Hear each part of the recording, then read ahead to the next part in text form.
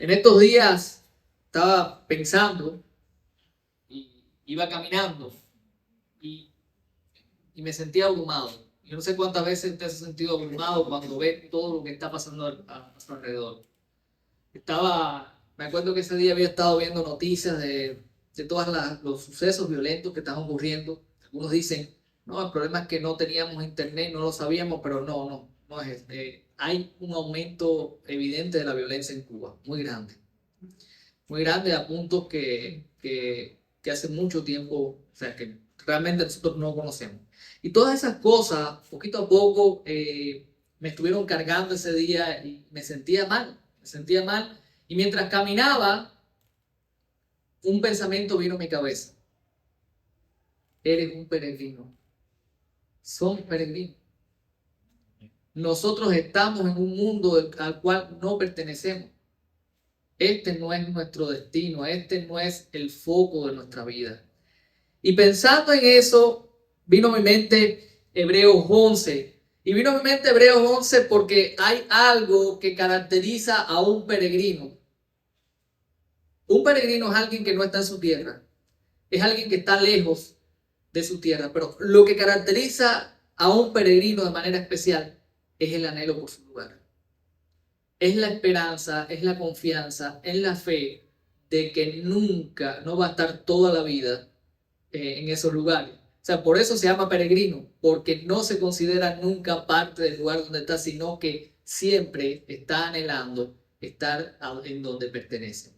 Y hermanos, de eso trata el capítulo 11 de Hebreo. El capítulo 11 de Hebreo nos enseña que como peregrinos nosotros debemos vivir con fe. Como peregrinos que nosotros somos, tenemos un llamado a vivir en este mundo, a transitar, a pasar este peregrinaje, pero hacerlo con fe. Y de eso vamos a estar hablando. Esa expresión, esa oración está muy cortica ahora, pero nosotros tenemos que hablar y exponer bien de qué trata todo esto, porque eso es muy amplio. Si yo digo como peregrino debemos vivir con fe, ahí caben muchas cosas. Y nosotros queremos ver lo que el pasaje nos enseña. Quiero llamar su atención al contexto, porque creo que es importante cuando tomamos un pasaje como este, y es lo que pasa muchas veces con Hebreos 11, es un pasaje tan lindo, tan conocido, como es de esos pasajes que nos gustan mucho los creyentes, pero no lo vemos en el contexto. Y cuando no lo vemos en contexto, no entendemos entonces por qué ahora toda esta extensa exposición sobre la fe. En el capítulo 10, versículo 32 al 39, es interesante que notemos que esto está en el contexto de un llamado, de una exhortación a los creyentes, a los cuales fue escrito esta carta, a que no desfallecieran en su confianza. Miren cómo dice el versículo 32 del capítulo 10. Pero traed a la memoria los días pasados en los cuales, después de haber sido iluminados, sostuviste gran combate de padecimiento. Por una parte, ciertamente con vituperios y tribulaciones, fuiste hecho espectáculos, y por otra, llegaste a ser compañero de los que estaban en una situación semejante. Porque de los presos también os compadecisteis, y el despojo de vuestros bienes sufristeis con gozo, sabiendo que tenéis en vosotros una mejor y perdurable herencia en los cielos. Está hablando de estos hermanos, cuando ellos creyeron, pasaron por muchas dificultades. Algunos fueron apresados. Esta compasión por los presos, que no es con cualquier preso, nosotros debemos ser compasivos con todo, pero es con los presos que fueron apresados, que fueron privados de libertad por su fe en Cristo. Ellos sufrieron tribulaciones, ellos fueron hechos espectáculos, pero en medio de esa situación ellos también fueron dadivosos, compartieron de sus bienes con los que estaban sufriendo, soportaron toda aquella aflicción y todo aquel despojo de sus bienes, porque tenían una esperanza de que tenían algo mejor en los cielos, tenían una herencia. Entendieron que eran peregrinos y que su meta no estaba en este mundo. Por eso pudieron soportar. Y el autor de Hebreo, y si en algún momento digo Pablo, yo no sé si fue Pablo, pero a veces me confundo y digo Pablo. Así que el autor de Hebreo, que no sabemos quién es, les escribe y les dice, retraigan a la mente sus primeros momentos, cómo su fe, cómo su confianza en Cristo, pues los sostuvo en medio de aquellas dificultades. Y les dice en el versículo 35, no perdáis pues vuestra confianza, que tiene grande galardón. tiene grandes recompensas. Porque os es necesaria la paciencia para que, habiendo hecho la voluntad de Dios, obtengáis, ¿qué cosa? La promesa.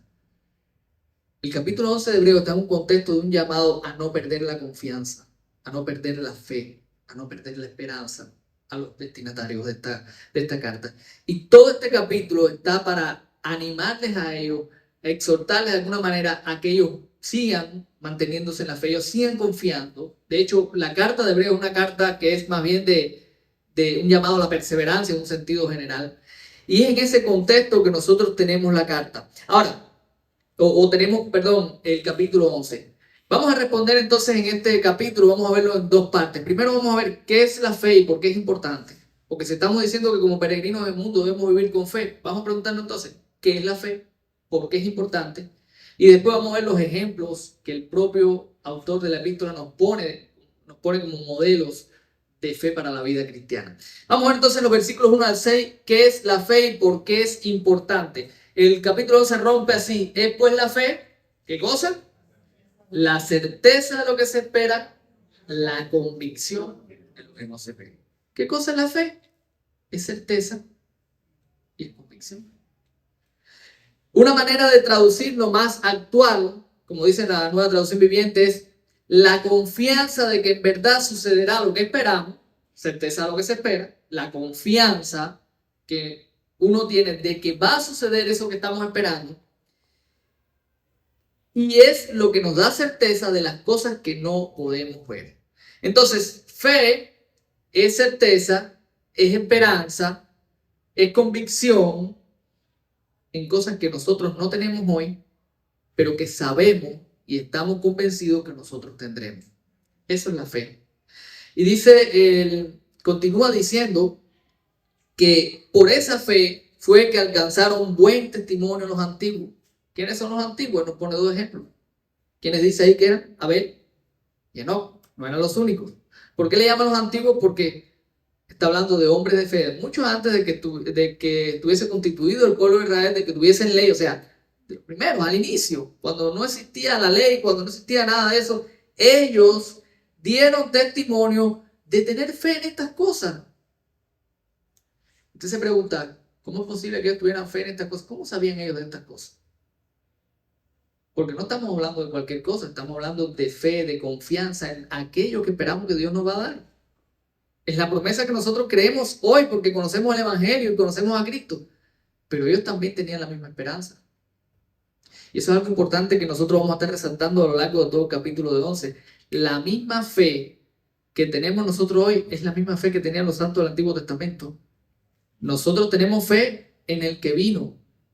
De hecho, mañana, lo que comúnmente se celebra, amén de que sea el 25, no sea el 25 que vino Jesús al mundo, eso no importa, pero lo que se recuerda es que Cristo vino a este mundo. Nosotros recordamos, nosotros como creyentes hemos depositado nuestra confianza en el Cristo que vino, que murió, que resucitó para perdonarnos, pero ellos confiaban en el Cristo que iba a venir a salvarles de sus pecados.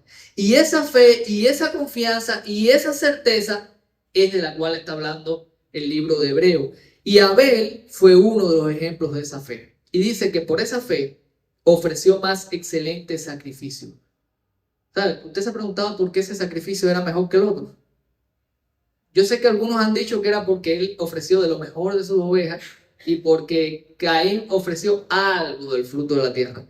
Eso podría ser una explicación, pero no es la explicación más apropiada para este texto. Porque si nosotros estamos viendo hoy con la luz que tenemos en el Nuevo Testamento y estamos viendo en la epístola de Hebreos que este está puesto como un ejemplo de fe en esa esperanza, esa ofrenda tuvo algo que ver con lo que iba a pasar en el futuro. Y es precisamente la razón por la cual probablemente la ofrenda de Abel fue mejor que la de Caín. Porque ofreció un cordero. Y aquí dice, no dice ofrenda, aquí dice ofreció más excelente que sacrificio. Al parecer, y por supuesto usted puede estar en desacuerdo, tampoco es que es así porque yo lo digo. Hay diferentes posturas, pero les voy a compartir la que entendemos nosotros, al menos desde nuestra parte, lo que entendemos que es lo más apropiado, por lo cual esto fue una mejor ofrenda. Al parecer, la ofrenda de Abel anticipó, se hizo con el entendimiento de que el hombre era indigno, se necesitaba un sacrificio para limpiar los pecados, y él ofreció un sacrificio anticipando el futuro en el cual Dios ofrecería el sacrificio perfecto por los pecados del hombre. Por eso aquí es puesto o es relatado como un acto de fe, porque fue relatado en la confianza, fue hecho, efectuado en la confianza, en la esperanza de un sacrificio mejor y en un reconocimiento de la indignidad. No tanto porque si este fue lo mejor de las ovejas y aquel ofreció algo, no, ese no es el punto. El punto es que este sacrificio fue con un entendimiento de la indignidad, del pecado, y fue hecho mirando al futuro a un sacrificio perfecto que Dios haría. Y eso es lo que hace que este sacrificio tenga sentido en el contexto de Hebreos 11 como un sacrificio por la fe. Porque no es por la fe en sí, es por la fe en lo que Dios había prometido.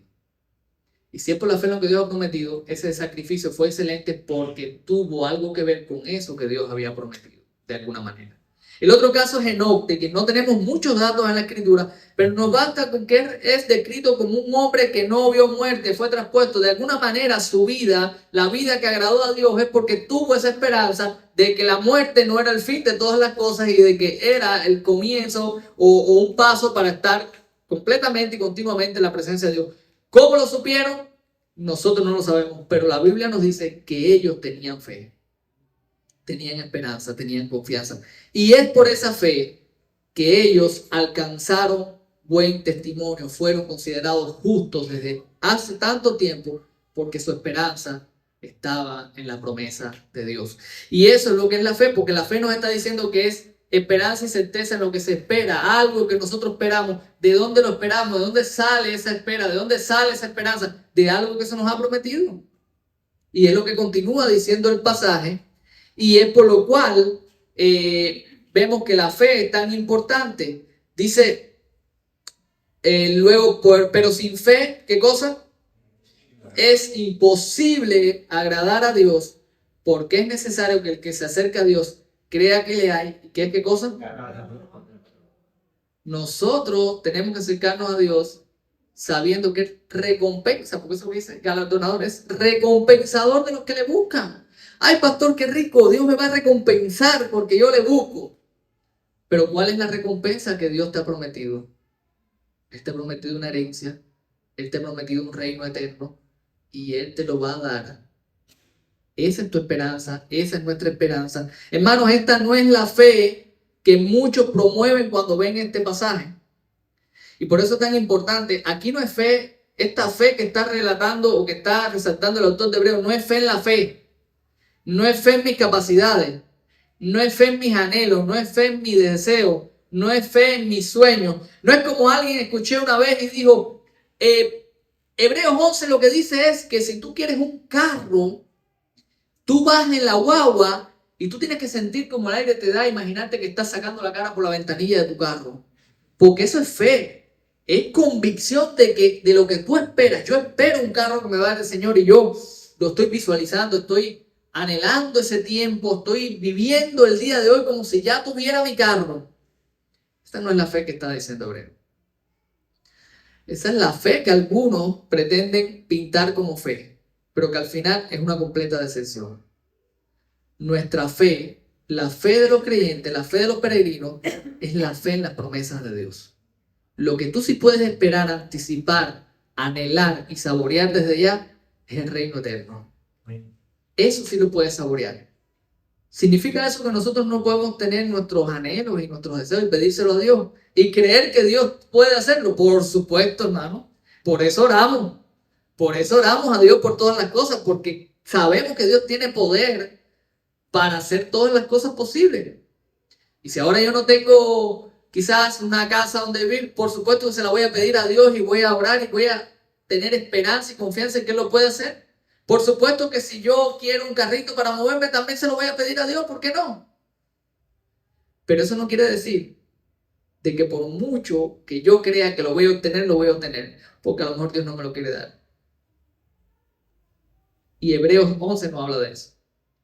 Hebreos 11 habla de la fe de los peregrinos, de la fe de los que esperan su reino celestial, de la fe de los que saben que Dios va a recompensar a los que confían en Él, de la fe que tuvo Abel, de la fe que tuvo Enoc, de la fe que nos muestra en este pasaje. Esa es la única fe que te sostiene, esa es la única fe que te puede dar aliento, esperanza en un mundo como el que estamos viviendo. Cuando miras a tu alrededor, a ti no te va a dar esperanza, pensar que mañana vas a tener esto, vas a tener aquello. A ti lo que te da esperanza es saber que tú no perteneces aquí, que el problema tuyo no es que vivas en Cuba, que el problema nuestro no es que haya violencia hay en todos los lugares, algunos más, en otros menos. Carencia hay en unos lugares, en otros más, en otros menos. Hay algunos que no, hay lugares donde no hay tanta carencia como las hay aquí. Pero ese no es nuestro foco, hermano. Nuestra esperanza no está en este mundo. A ti y a mí lo que nos alienta es saber que nosotros estamos de paso por esta vida. Que nuestro problema no lo van a resolver los hombres con leyes, con políticas, ordenando y desordenando la economía. Eso no es lo que resuelve nuestro problema, ni lo va a resolver. Mi esperanza no está ahí y la tuya no puede estar ahí tampoco. Nuestra esperanza está en Jesús, como dice el libro, en su sangre, en su virtud. Nuestra esperanza está en el galardón. Eso es lo que te sostiene cuando transitas esta vida, cuando ves tantas cosas, cuando te desalientas por toda la violencia que está ocurriendo a tu alrededor, por anticipar un año que viene peor que el año pasado. Cuando te paras aquí y dices, este año viene duro, recuérdate, yo soy un peregrino y este no es mi lugar. Yo tengo algo mejor, yo no espero nada de este mundo. Mi esperanza está en Jesús. Debemos anclar nuestra vida a esa esperanza, anhelar esa vida, desear esa vida. Cuando las noticias nos agobian, cuando el mundo que nos rodea, cuando las circunstancias nos están presionando y nos están llevando al punto de sentirnos desanimados y desalentados, ¿sabes qué es lo que pasa? Es que nosotros no tenemos la vista donde tenemos que tenerla. Es una realidad y es normal. No te sientas mal y digas, no, es que a veces nos desviamos, es que a veces nuestra vista se baja, es que a veces dejamos de tener el corazón donde tiene que estar y empezamos a ponerlo en el mundo. Por supuesto, es entendible porque nosotros somos peregrinos, pero queremos vivir lo mejor que podamos en este mundo y es natural. Ahora usted no va a negarse a tener una mejor vida en este mundo, por supuesto. Si podemos, si está en nuestras manos, si podemos trabajar y hacerlo, porque es parte también del llamado que tenemos como ser humano de intentar hacer un mundo mejor a través del trabajo, a través de la autoridad o la gracia que nos ha sido concedida desde la fundación del mundo para regir este mundo como seres humanos, para ser no me acuerdo la palabra teológica, pero como una especie de ayudante, por decirlo de alguna manera, de Dios en la tarea de reinar en el mundo. Colaborador. Tiene un nombre en teología, no se preocupen por eso. Pero que entendamos que nosotros como peregrinos ahora, lo que quiero es quitar la idea. A mí no me gustan los extremos, porque a veces uno dice una cosa y nosotros nos vamos al extremo. No te preocupes por nada, a nosotros no nos importa nada en este mundo, que las cosas se destruyan, no vamos a trabajar, no nos vamos a esforzar, no vamos a pretender tener una vida mejor. Si podemos irnos puedo irme con mi familia y tener una mejor vida, no la voy a tener. ¿Por qué no? Porque yo tengo que ser un miserable y un arrastrado porque soy un peregrino. Esa no es la idea. Esa no es la idea. La idea es que ese no sea el foco, que ese no sea el foco de tu vida, que nuestro corazón no esté puesto en eso, que nuestra esperanza no esté puesto en eso. Nuestra esperanza tiene que estar donde tiene que estar. Y esa es la manera, hermano, en que tu vida puede agradar a Dios. Esa es la manera en que agradamos a Dios. Tú no agradas a Dios porque tú tengas fe suficiente en que Dios pueda hacer esto o aquello o lo demás. Tú agradas a Dios cuando tú tienes la fe. Tu fe está puesta en lo que Dios hizo por ti en Cristo y lo que Él te ha prometido en Él. Cuando tu fe está puesta en eso, esa es la manera en que tu vida agrada a Dios. Y no significa que la fe en sí misma sea lo que agrada, sino que esa fe es la que hace posible que lo que hagas y lo que vivas sea agradable a Dios. Porque cuando tu esperanza está ahí, entonces tú no vas a abandonar. Tú abandonarías a tu familia para irte a buscar una vida mejor si tu esperanza está en que lo mejor viene después. Tú abandonarías a tu esposa o a tu esposo al primer conflicto matrimonial que haya porque tú quieres algo mejor y porque no eres compatible y porque no lo haría. O sea, las cosas más simples de la vida, los actos más simples de la vida son actos de fe. Y no lo puedes hacer, no puedes vivir una vida que agrada a Dios si tu corazón está completamente desenfocado. Esa es la fe y por eso esa fe es importante. Ahora, el autor de Hebreo nos da un largo listado de personas que fueron ejemplos de esa fe. Por supuesto, nosotros no vamos a leer ahora todo eso completo, vamos a resaltar algunas cosas. Pero cuando repasamos, vemos nombres conocidos. Vemos a Noé, por ejemplo, versículo 7. ¿En qué tenía fe Noé? ¿En qué tenía fe, díganme ustedes? En lo que Dios le había prometido. Dios dijo, va a haber un diluvio, va a ser juzgada toda la humanidad. Prepara un arca para que te salves tú y tu familia. Pasaron muchos años antes de que el diluvio ocurriera. Noé fue tenido como un loco, como una persona irracional en su tiempo, porque estaba construyendo un barco en medio de la nada. Un enorme barco. Pero fue recompensado. Su familia, los suyos se salvaron cuando vino el diluvio. Él vivió una vida que le agrada a Dios. ¿Por qué? Porque confió en lo que Dios le había prometido. Puso su corazón y su esperanza y vivió todo el tiempo que él vivió mirando eso y esperando eso. Tenemos a Abraham, el padre de la fe se le llama a él. Su vida está rodeada de actos de fe. Sale de su tierra y su parentela a un lugar que no conocía, no sabía dónde iba. Se le promete un hijo cuando su esposa era estéril. Llega a la edad adulta, son ancianos.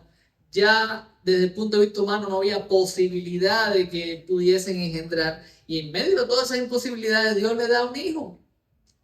¿Por qué se lo da? Porque se los había prometido. Los versículos 10, 11, 18 dice, porque esperaba la ciudad que tiene fundamento, cuyo arquitecto y constructor es Dios. Miren la esperanza, ¿dónde es? No es aquí, estoy esperando la ciudad de Dios. Eso lo movió. En el versículo 11 dice, por la fe, hablando de Sara, siendo estéril, recibió fuerza para concebir y dio a luz aún fuera de tiempo de edad. Porque, nota todos los porque, siempre porque creyó que era fiel, que lo había prometido. No son personas que están esperando cosas que ellos imaginaron. No son personas que están soñando y visualizando, como dice el famoso libro ese del secreto, que fue tan popular hace tanto tiempo, de visualizar lo que tú quieres en el futuro. No, fue porque Dios, quien es fiel, le dijo, yo te voy a dar un hijo, puedes esperarlo, puedes vivir con esa esperanza, aunque seas una vieja, una persona anciana. No feo viejo ese, ¿verdad? Aunque seas una persona anciana, que ya no haya posibilidad de engendrar, lo puedes esperar, porque yo te lo prometí. Y ella vivió su vida agradando a Dios en la espera de ese acontecimiento. Habiéndosele dicho, en Isaac te será llamada descendencia. Aquí nos dice también por qué Abraham estuvo dispuesto a ofrecer a su hijo Isaac cuando Dios le pidió que lo sacrificara. No, él no estaba loco. Si a mí me lo piden, yo no lo hago. Pastor, tú no tienes la fe de Abraham. No, a mí no me prometió que ese hijo es un hijo de la promesa. Pero Abraham sí se lo prometió. Y cuando lo hizo, estaba convencido. Por eso su vida es una vida de fe. Porque él pudo ofrecer a su hijo. Porque tenía la convicción de que era el hijo de la promesa. Y de hecho, según nos dice aquí el autor de Hebreos, él pensaba que lo iba a ofrecer de verdad. Pero esperaba que Dios lo iba a resucitar. Porque era el hijo que Dios le había prometido. Por eso lo hizo. Tú no lo puedes hacer, yo no lo puedo hacer. Porque a nosotros no se nos prometió eso. A él sí se le prometió algo como eso. Continúa hablándonos de Isaac, Jacob, José, toda esta familia en su primer tiempo. Cómo José al final de su vida pudo tener la convicción de que ellos iban a salir de Egipto. Y dijo, cuando esto ocurra, saquen mis restos de aquí. Eso es vivir con fe, eso es vivir en la esperanza de lo que va a ocurrir en el futuro. Fue lo que ellos hicieron. Tenemos a Moisés y hay algo interesante en Moisés y me detengo un poquito en él porque es uno de los personajes que es descrito aquí como y es relacionado con Jesús de una manera clara. Dice a partir del versículo 23, por la fe Moisés cuando nació fue escondido por sus padres por 3 meses porque le vieron un niño hermoso y no temieron al decreto del rey. Por la fe Moisés, hecho de grande, rehusó llamarse hijo de la hija de Faraón y escogiendo antes ser maltratado con el pueblo de Dios que gozar de los deleites temporales del pecado, teniendo por mayores riquezas el vituperio de Cristo que los tesoros de los egipcios, porque tenía que... Nota cómo todo el capítulo 11 de Hebreo te está diciendo, hicieron esto, hicieron esto, por esto, porque su mirada estaba ahí, porque su confianza estaba ahí, porque estaba esperando la recompensa. Y noten cómo dice claramente que Moisés prefirió los vituperios por la causa de Cristo. ¿Cómo es eso, pastor? Si él no sabe en aquel tiempo, de alguna manera ellos sabían que esperaban un Mesías. No tenían todo el entendimiento que tenemos nosotros, pero entendió que sufrir con el pueblo de Dios lo identificaba con el siervo que sufriría por nuestros pecados. Hermanos, Hebreos 11 habla de la fe en Cristo. Hebreos 11 habla de la confianza del pueblo de Dios en Jesús y de cómo transita este mundo confiando en Él y con la mirada puesta en la promesa que tenemos en Él, en la esperanza que tenemos en Él. Continúa el pasaje hablándonos de los tiempos de la conquista, nos habla de la caída de los muros de Jericó. Se cayeron no porque ellos quisieron que se cayeron porque se les dijo, griten, hagan bulla, denle 7 vueltas que se va a caer el muro. El muro se cayó. Vemos a Rahab, quien confió, que ni siquiera era israelita, una mujer de mala vida, pero confió en el Dios de Israel, confió en lo que se les había prometido al pueblo de Israel y se salvó también. Y termina el pasaje hablándonos de 2 grandes grupos que hicieron grandes cosas, conquistaron reinos, hicieron correr ejércitos. Esa parte es muy linda y a veces esa es la parte que nos queda en la mente. Hebreos 11, la gente venciendo, haciendo caer ejércitos, conquistando ciudades, tapando boca de leones, pero nos habla de otros grupos que no pasaron por eso, que fueron aserrados, matados a piedra, encarcelados, despojados de todo, que anduvieron pobres por el mundo. Y de una manera magistral el autor de Hebreo dice, de los cuales el mundo no era digno. Ambos grupos tenían la misma fe. Cuando tú ves el capítulo 11 de Hebreo, esto no es un capítulo para decirnos que tú puedes lograr grandes cosas por la fe. Esto es un capítulo para decirnos que todo lo que puedas hacer, ya sea bueno o todo lo que puedas enfrentar y soportar en este mundo, lo puedes hacer solamente por tu fe en Cristo y por la esperanza que tienes en Él. Es un pasaje que no nos alienta y nos dice que todo en la vida, si eres una persona de fe, va a fluir como tú quieres, pero vas a ser capaz de vivir y soportar todas las cosas en esta vida, porque no está puesto tu corazón en este mundo. Tu confianza no está aquí. El punto de todo esto es resaltar que la fe de la que nos estamos hablando es la que nos sostiene mientras transitamos en este mundo para que vivamos vidas que agraden a Dios. Hermanos, cuando miramos estos ejemplos, cuando los consideramos, podemos vernos un poquito lejos de ellos. Nosotros hoy no conquistamos reinos, nosotros hoy no tenemos las persecuciones que tenían hoy ellos. Pero quiero que mires este pasaje y pienses en tu propia vida, en las cosas que tú haces a diario, en las decisiones que tomas a diario. Todo lo que tú haces como creyentes son pasos de fe. La manera en que vas a vivir, la manera en que vas a llevar tu matrimonio, la manera en que te comportas en tu trabajo, todo son actos de fe. Y cuando tu corazón no esté enfocado, tú no vas a vivir una vida que agrada a Dios. Si tu esperanza no está ahí, aquí vas a hacer lo que hacen los demás, vas a robar, por ejemplo. Vas a hacer cosas indebidas porque tu corazón está en las cosas de este mundo y tú quieres vivir como viven la gente de este mundo.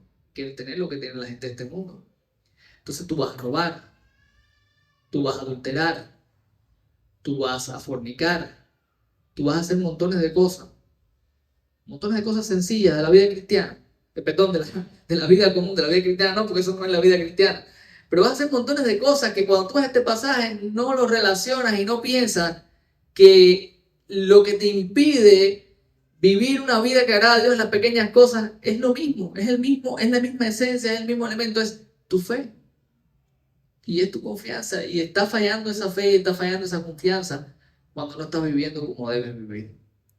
Quiero concluir con algunas enseñanzas que resumen todo el capítulo de Hebreos 11 y a la cual quiero llamar la atención de ustedes en esta mañana. Primero, lo que hemos estado viendo en todo este tiempo, que la fe que mueve a un creyente a vivir vidas que agrada a Dios es la fe en Cristo y en sus promesas. Y eso tiene que quedar claro.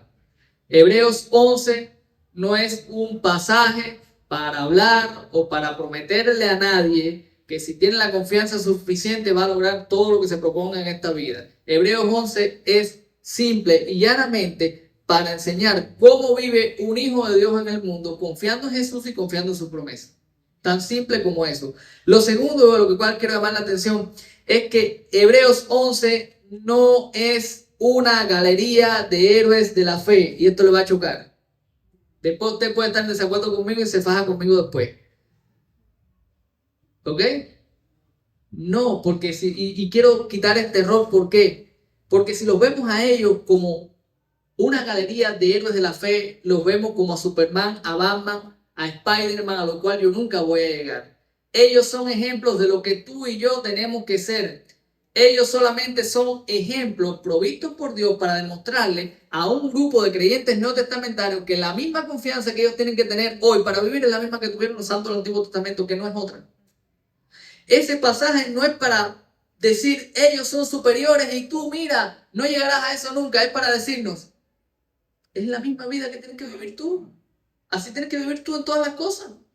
A ti no te ha tocado conquistar un reino porque no te ha tocado, no es tu contexto, no viviste en ese tiempo. Pero tú tienes tus propias luchas que librar, tus propias batallas que librar y tus propios sufrimientos que enfrentar en esta vida. Y así es como vive un hijo de Dios. Esto no es diferente.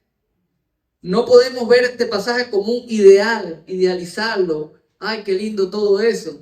Qué maravilloso, yo quisiera ser así. No, es que tú tienes que ser así. No es que tú quisieras ser así, es que tú tienes que ser así hoy. Si tú confías en Jesús y si tu esperanza está en el galardón, así es como tú vives hoy. Así es como tú enfrentas la vida. Con fe. Vive esa fe. Y ese es el llamado en esta mañana. Pastor, ¿por qué no predicó un sermón de Navidad, del nacimiento de Jesús?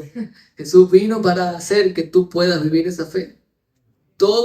Cada domingo nosotros predicamos la Navidad. Porque cada domingo nosotros recordamos que todo lo bueno que podamos hacer en esta vida, y todo es gracias a que Él vino. Pero no podemos quedarnos en que Él vino. En que Él vino, murió y resucitó. Para hacer posible que tú y yo podamos caminar hoy como peregrinos en este mundo. Pero no como peregrinos que anhelan y no saben si un día van a llegar. Como peregrinos que saben que sí van a llegar. Como peregrinos que saben que tienen la certeza, porque eso es la fe, certeza de lo que se espera, convicción de lo que no se ve, de que este es nuestro mundo y que nos espera algo mejor, y a Dios sea la gloria por los siglos de los siglos. Vamos a orar. Dios bueno, te alabamos, Señor, y exaltamos tu nombre. Señor, se está acabando el año.